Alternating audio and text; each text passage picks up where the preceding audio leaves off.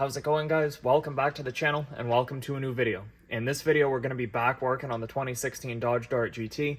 We're going to be replacing the passenger side axle seal in the transmission. This car is equipped with a manual transmission. That seal is leaking and we're going to show you guys how to replace it. First, we've gone ahead and already removed the belly pan that covers the underside of the undercarriage here. The seal we're going to be going for is the passenger side axle seal, which is right there on the side of the differential. You can see it's been leaking and it's covered the motor mount here in the back, so we got to get that replaced. In order to replace it, we're going to have to remove the axle shaft, the inner and the outer here, which means we have to disconnect it from the suspension out here. So we're going to get all that taken care of, and then I'll show you the special tool required to pull that seal out and reinstall it. So let's go ahead, get the wheel and tire removed and start disassembling this suspension so we can free up this axle and remove it from the vehicle. Now, before I go ahead and start disassembling that suspension, I do want to drain the fluid out of this transmission. And on the 6-speed manual on the Dart, the drain plug is right here on the driver's side of the differential case. We're going to get that removed, as well as the fill plug up here. I am going to be replacing that with a new rubber plug later on in the video. I'm going to pull that so we have ease of drainage and all the fluid comes out and the differential can breathe and let it flow out freely. So we're going to get that out. That's a pretty large hex head. I don't know what size it is, but I will determine that and report back. Alrighty, to remove the fill plug, I'm just going to sneak up here with my pliers and grab onto it. Be careful if you are not replacing it, as these can get dry rotted, but it just pops out like such. And then to remove the drain plug, it is a 12mm hex head.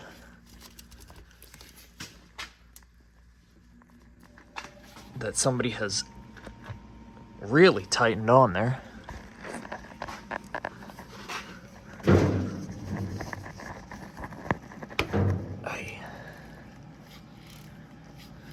Something tells me that hasn't moved in a minute.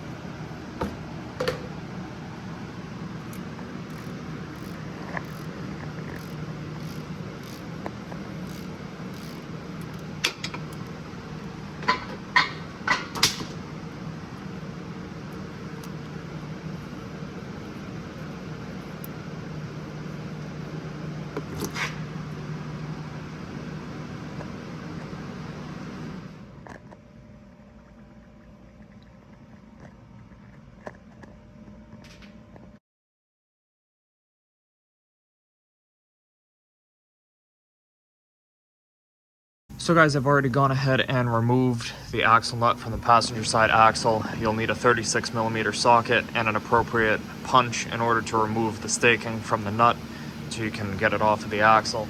And I've also gone ahead and tapped the axle free so it is free moving in the bearing assembly. Next, I'm going to go after this ball joint bolt on the bottom.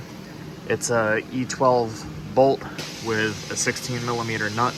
I'm going to get that off, and then that'll allow us to separate the lower control arm ball joint from the knuckle, and then we should be able to swing this suspension out enough to have enough play to slide the axle out through the backside without having to disconnect everything else that's here. Alrighty guys, so we got the lower ball joint out of the knuckle.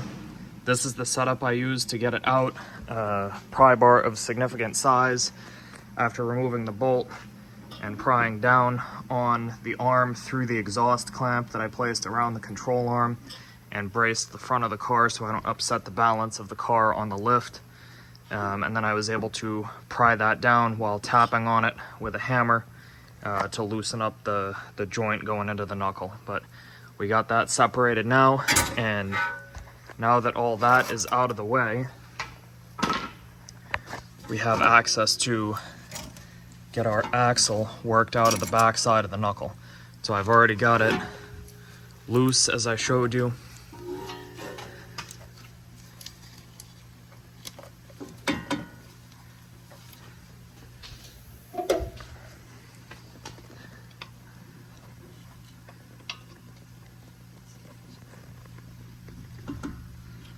Go ahead and remove the 10mm bolt on the back side of the knuckle that holds our ABS sensor into the knuckle.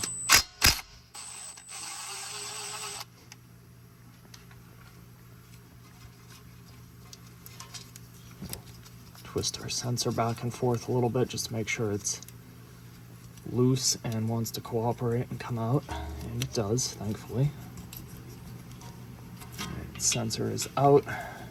Just because I don't know if the ABS tone ring on the axle interferes with the travel path of the sensor, we don't want to end up breaking our sensor when that axle slides out. So just a precautionary measure. Now it's time to remove the axle assembly from the car.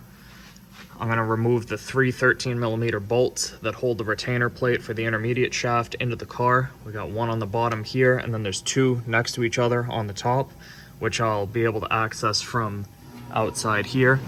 But for this bottom one, I'm gonna grab it right from here with a short 13mm socket.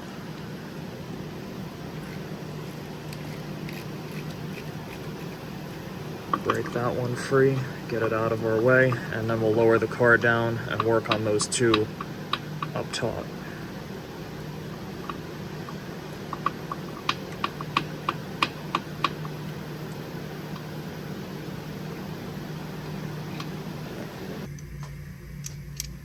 Equipped with a few long extensions, we'll be able to slide in here from the passenger side wheel well.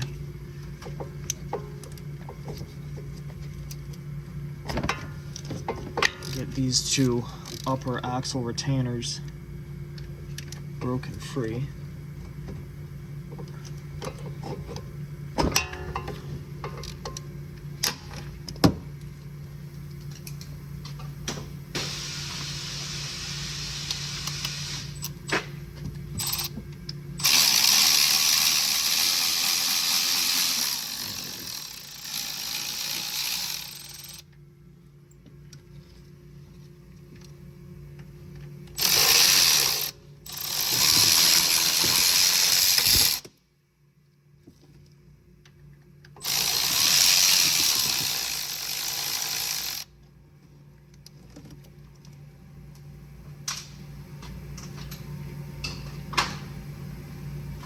Once all three bolts are removed, you should be able to grab the axle and carefully work it out of the transmission. It should slide right out like such.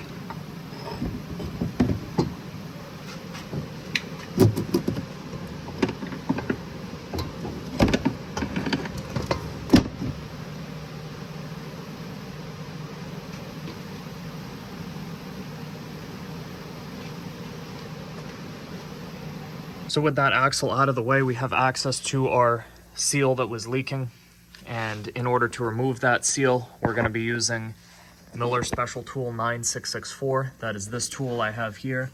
I've already installed the tool into the seal. Basically collapse it down all the way and squeeze the ends together so it allows itself to go inside the race of the seal, for lack of a better term. There's two teeth, one on each end of the tool, and those will hook inside the seal.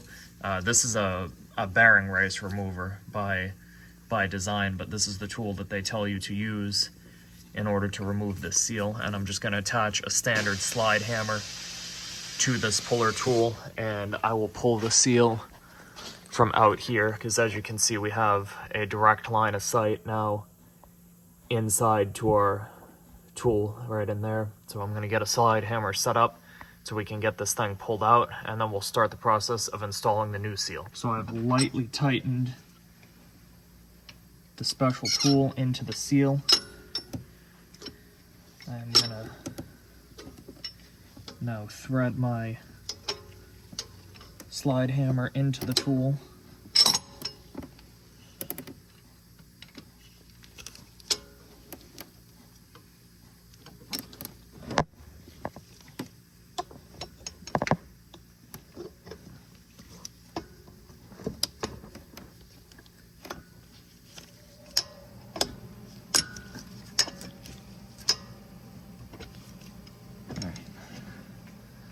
our tool is on the slide hammer. A couple quick knocks with the hammer should pull that seal right out.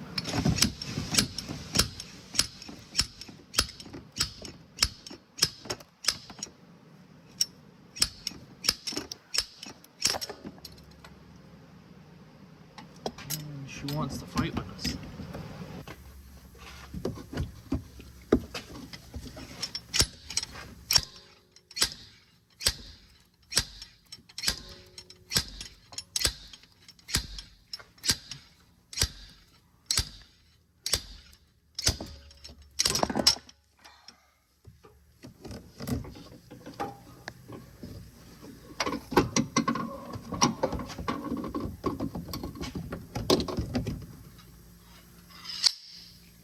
So the seal is out.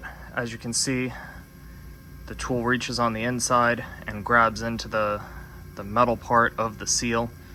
So it is very important that this tool get tightened down basically as tight as you can by hand, so it forces its jaw inside enough to grab the seal instead of ripping out through the metal. Ask me how I know. So now it is time to grab the new seal and get it installed in the differential. Just like that, our new seal is installed in the differential. I just tapped it in with a socket that fits the outer diameter of the seal. You don't want to get too small or too large, then you can end up damaging the seal. But I was able to find one that fit the diameter perfectly. So we got it installed, tapped it all the way in, and now it's time to put our axle shaft back in. So the axle is reinstalled, got it slipped back into our new seal here. When installing this axle, make sure that the retainer plate lines up with the support bracket. Make sure it's completely flush with it. That way you know that the axle is installed all the way into the differential. You'll feel an extra little kind of pop when it slides into its place. There is no retaining C-clip on this like a traditional CV axle because it is retained out here with these bolts. So you don't have to overcome the force of a clip to get this back in, but just make sure that it is seated flush on this bracket here, and then you'll know it's back where it needs to be. While I'm down here, I will get our axle shaft bolts reinstalled. You may have to rotate this plate just a little bit so that the holes line up.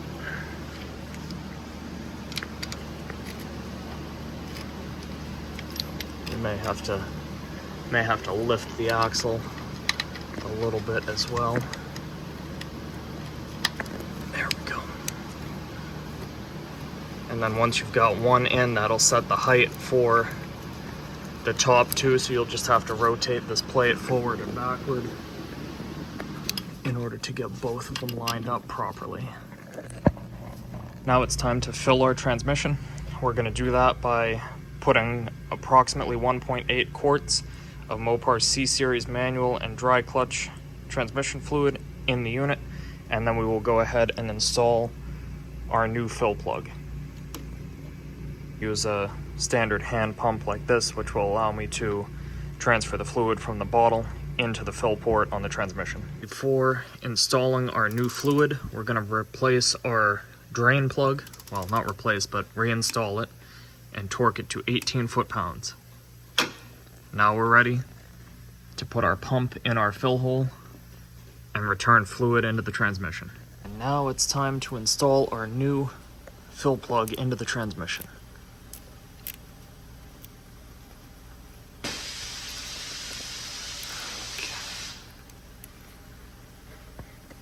Now we're going to clean up any excess fluid that we spilled so we can accurately check for leaks after the car is fully back together.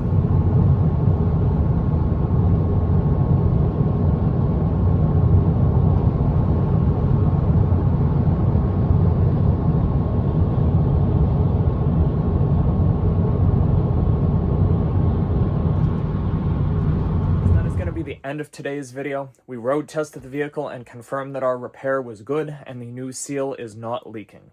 If you guys found this video helpful or interesting, please feel free to drop a comment down below, like the video, share it with a friend who might also find it interesting, and make sure you suggest anything you'd like to see in the future on the channel in the comments down below. As always, you guys, thank you so much for watching. I hope you found the video helpful, and as always, have an awesome day.